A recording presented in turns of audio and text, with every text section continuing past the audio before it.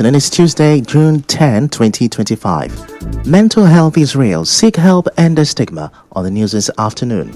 Commander Vigilante Group Amatari calls for demolition of waterfront over insecurity. Suspended commissioner. Others speak on Administrator Epas's plan to revive Songhai Farm. APC warns Senator Ndume over comment on President Tinubu 2027 defeat. On the foreign scene, 9 killed in Austria school shooting, including suspect. I'm Ifechuku Moyeli with the news.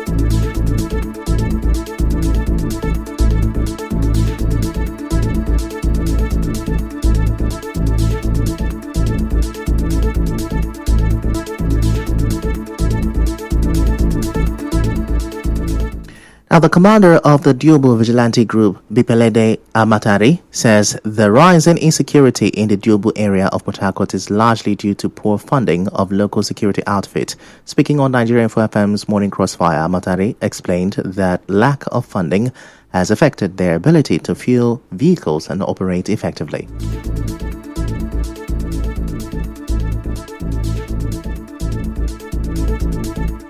Have been responding all this while with the vigilantes who have been responding all this while with the economy of things now, inadequate of funding manpower to fight the police. It was the police that also fueled our vehicle, and for the past 1 week we have not rested. We are going after them. With these few days we are relaxed until they took advantage of themselves. The relaxing, it is not deliberate. The commander, who identified waterfront in the area as major hideout for criminals, called for its demolition.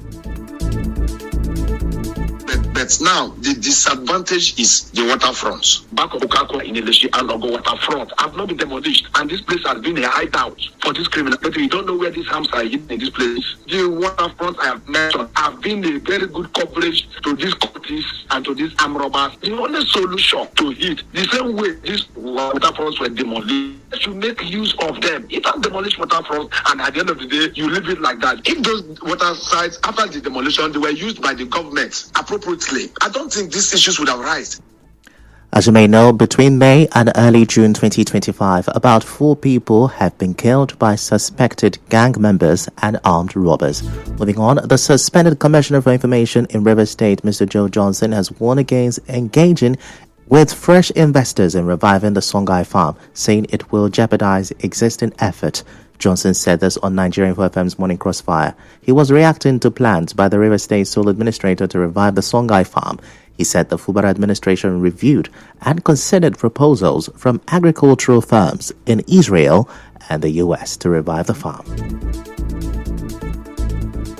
The Songhai Farm, we have done assess evaluation, we have reviewed the proposal from the Israeli firm, we have done community engagement. The only challenge we had was power. Because the place was abandoned, they had already dismembered every power system that was there. Then we were trying to bring back the perimeter fencing, which was damaged. Recall that we had to upscale our Gari processing plant in Oyibo. The intention behind the governor's mind was to be able to put all these ones so that the yields that will come will have proper utilization.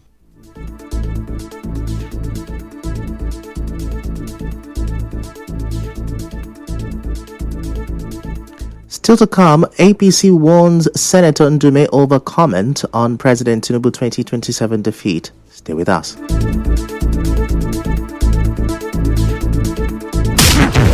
It's all talk and more talk on Nigerian's #1 talk.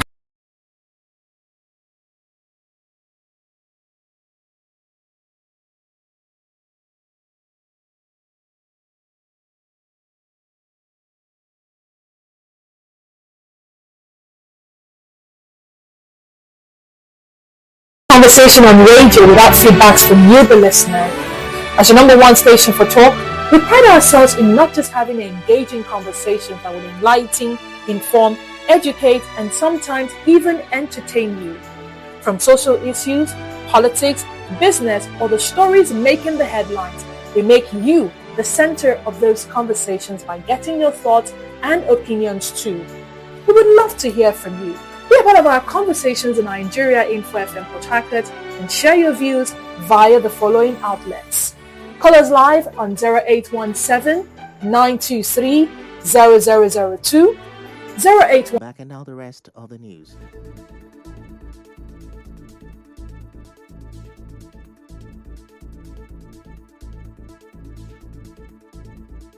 The All Progressives Congress APC has cautioned former Senate Chief Whip Ali Ndume over his recent remarks suggesting that President Bola Tinubu could face a defeat similar to former President Goodluck Jonathan's in 2027.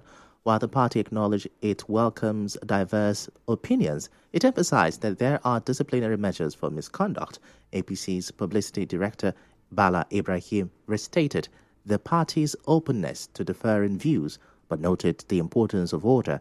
Ndume had warned that Tinubu risks electoral upset if he fails to learn from Jonathan's 2015 loss. Now, FCT Minister Nyesom Wike says he's optimistic that the People's Democratic Party, PDP, will survive its current crisis.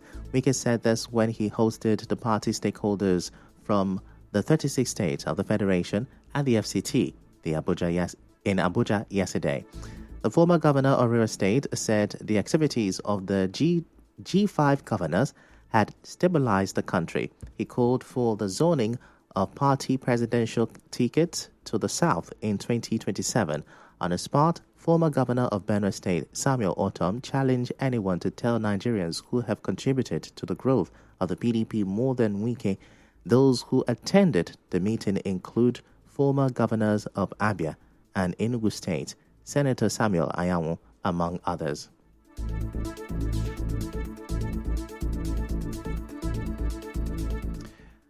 And now the Socio-Economic Rights and Accountability Project, SERAP, has urged President Bola Tinubu to prevent the Minister of the Federal Capital Territory, FCT, Nyesom Wike, from carrying out plans to shut down 34 embassies in Abuja over unpaid ground rent. In a statement, SERAP warned that closing diplomatic missions will violate international diplomatic laws, particularly Article 22 of the Vienna Convention on Diplomatic Relations, which ensures the inviolability of diplomatic premises. Wike had earlier threatened to revoke over 4,700 land titles and seal off embassies and other properties that have failed to pay ground rent since 2014. According to the FCT administration, foreign missions collectively owe more than 3.6 billion naira. Away from that, a former governor of Ekiti State, Ayodele Fayose, says President Bola Tinubu's administration has done well in stabilizing Nigeria's economy and believes the country's turnaround will not happen overnight. Fayose said this yesterday after visiting President Tinubu in his Lagos home. Fayose said the president deserves accolades for stabilizing the economy despite the tough decisions taken by the current administration. In other news, the federal government says it has commenced payment of 5-month wage award arrears of 35,000 naira to civil servants since the end of May 2025. The Director of Media, Office of the Accountant General of the Federation, Bawa Mokwa, said this while speaking to journalists. Now, he said payment would be made in installment in the next 4 months.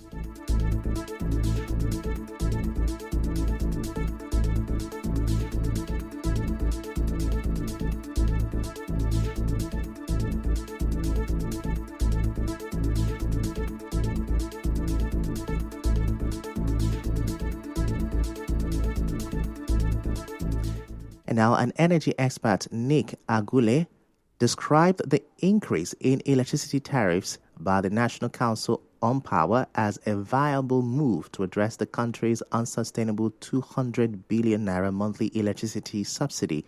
Now, speaking in a television interview, Agule says that the prevalent impediment in the efficiency of the power sector stems from past administrations' failure to prioritize improvement in the transmission and distribution stages of the power supply chain.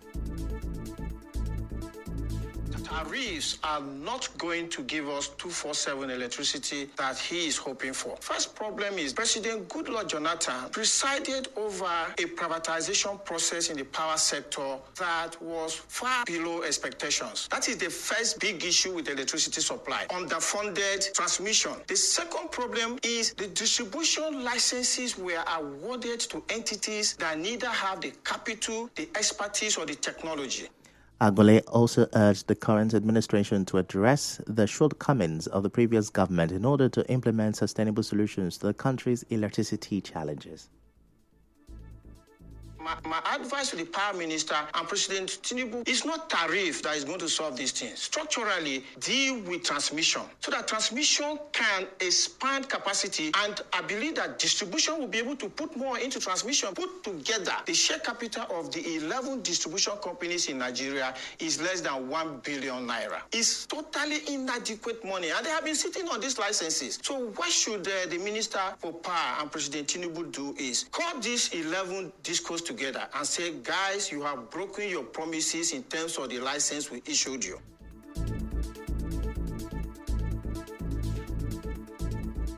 The council adopted what it calls a cost-reflective tariff for electricity consumption to reduce the country's 200 billion naira monthly electricity subsidy. The National Council on Power, NACOP, is Nigeria's highest policy and decision-making body for the power sector.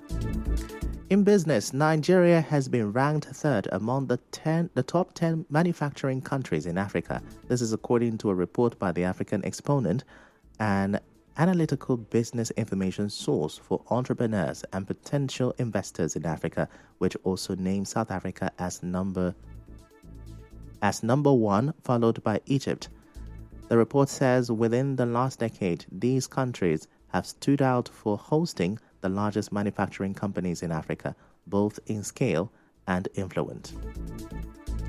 In entertainment, Afrobeat star Oyinkansola Aderibibe, popularly known as Ara Star, has clinched the 2025 BET Award for Best International Act. Now, the 22-year-old singer edged out strong contenders, including South Africa's Tyler, fellow Nigerian Rema, and Ghana's Black Sheriff, to secure the win. In sports, Manchester City have signed Wolves left-back Ryan Aït-Nouri for £31 million. The 24-year-old Algeria defender signed a contract until 2030 and is available for the group stage of the Club World Cup. And now, we'll bring you news from around the world. Several people have been killed in a shooting at a secondary school in the Austrian city of Graz. Police say students and teachers are believed to be among the casualties. Local media reports that at least 9 people were killed, but the number of fatalities has not been confirmed by officials yet. A police spokesman tells public broadcaster ORF the suspected gunman is believed to have killed himself.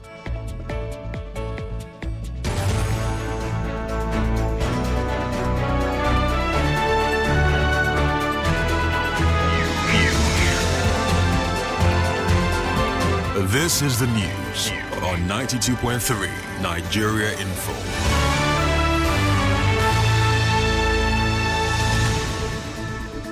That's a wrap of the news this afternoon. Before we go, let's have a look at the major stories. Commander Vigilante Group Bipelede Amatari has called for the demolition of the waterfront in Port Harcourt over insecurity. APC has warned Senator Ali killed, including suspect in Austria's school shooting. The news was edited by Onyekachi Nwusu. To reach the news team, send an SMS or WhatsApp to 0808 721 7215. I'm Ifechukwu Mwanyele. Many thanks for listening.